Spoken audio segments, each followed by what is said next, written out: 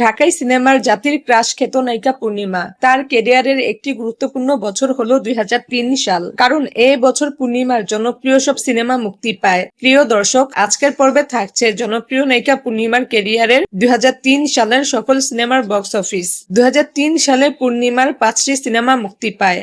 তাহলে শুরু করা যাক। 2003 সালে পূর্ণিমা অভিনীত প্রথম মুক্তিপ্রাপ্ত সিনেমার নাম হলো জামাই শ্বশুর। শাহাদাত খান পরিচালিত এই সিনেমায় পূর্ণিমার বিপরীতে অভিনয় করেছেন রিয়াজ। সিনেমাটি মুক্তি পায় 14 মার্চ। বক্স অফিস রিপোর্ট অনুযায়ী সিনেমাটি হিট হয়। 2003 সালে পূর্ণিমা অভিনীত দ্বিতীয় মুক্তিপ্রাপ্ত সিনেমার নাম হলো ভিলেন। ইস্পাহানী আরিফ জাহান পরিচালিত এই সিনেমায় পূর্ণিমার বিপরীতে অভিনয় করেছেন মান্না এবং ফারদিন। সিনেমাটি মুক্তি পায় 6 জুলাই। বক্স অফিস রিপোর্ট অনুযায়ী সিনেমাটি হিট হয়। 2003 সালে পূর্ণিমা অভিনীত তৃতীয় মুক্তিপ্রাপ্ত সিনেমার নাম হলো মনের মাঝে তুমি। মতিউর রহমান পানু পরিচালিত এই সিনেমায় পূর্ণিমার বিপরীতে অভিনয় করেন রিয়াজ এবং টলিউডের যিশু সেন গুপ্ত।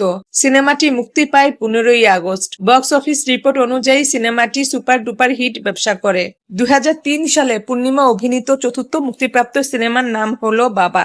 এফ.আই. মানিক পরিচালিত এই সিনেমায় পূর্ণিমার বিপরীতে অভিনয় করেছেন মান্না।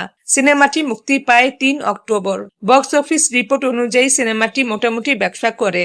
এবং সর্বশেষ 2003 সালে পূর্ণিমা অভিনীত পঞ্চম মুক্তিপ্রাপ্ত সিনেমার নাম হলো বাস্তব। বদিউল আলম খোকন পরিচালিত এই সিনেমায় পূর্ণিমার বিপরীতে অভিনয় করেছেন মান্না। সিনেমাটি মুক্তি পায় 26 নভেম্বর ঈদুল ফিতরে। বক্স অফিস রিপোর্ট অনুযায়ী সিনেমাটি হিট হয়।